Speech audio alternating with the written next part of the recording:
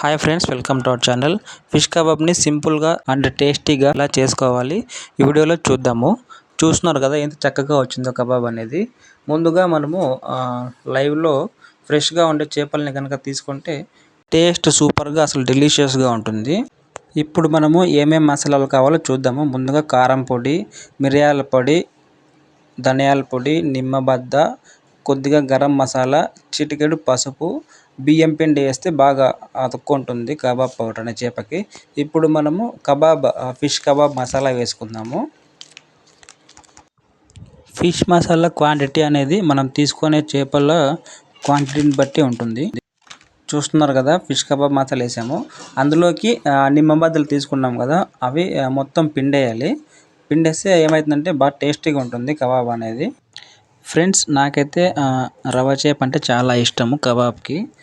కానీ ఇప్పుడు వేస్తున్నది పాంప్లెట్ జిలేబీ అంటారు కదా, అది వేస్తున్నాను కబాబ్కి మీకు ఏ ఫిష్ ఇష్టమో కామెంట్ చేయండి ఫ్రెండ్స్. ఇప్పుడు తగినంత ఉప్పు వేసుకుందాము, ఎందుకంటే ఉప్పు ప్రతి దాంట్లోకి అవసరం కాబట్టి. సో ఇప్పుడు తగినంత నీరు తీసుకొని చూస్తున్నారు కదా కన్సిస్టెన్సీ ఎలా ఉండాలనేసి. అప్పుడే అది చేపకి బాగా అతుక్కుంటుంది. చాలా వాటర్ వేస్తే కనుక అది అతుక్కోదు అసలు. మనం తీసుకున్న ప్రతి చేప ముక్కకి లేదా చేపకి బాగా మసాలా దట్టించి ఒక హాఫ్ అన్ అవర్ లేదా 20 నిమిషాలు డీప్ ఫ్రిడ్జ్లో ఉంచితే చక్కగా మ్యాగ్నేట్ అవుతాయి ముక్కలు. మీలో ఎంతమందికి ఫిషింగ్ అంటే ఇష్టమో కామెంట్ చేయండి ఫ్రెండ్స్. ఫిషింగ్ అంటే చాలామంది ఇష్టపడతారు. చూస్తున్నారు కదా ఎంత చక్కగా పట్టించామో మసాలాలు ఫిష్కి. ఇప్పుడు దీన్ని డీప్ ఫ్రిడ్జ్లో పెట్టేద్దాం హాఫ్ అన్ అవర్. తగినంత నూనె తీసుకొని అందులో బాగా ఎర్రగా కాలే వరకు ఆ ముక్కల్ని బాగా వేయిస్తే టేస్ట్ బాగుంటుంది.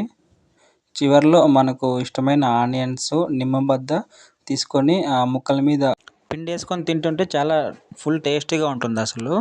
Thank you for watching friends. Please subscribe, like video.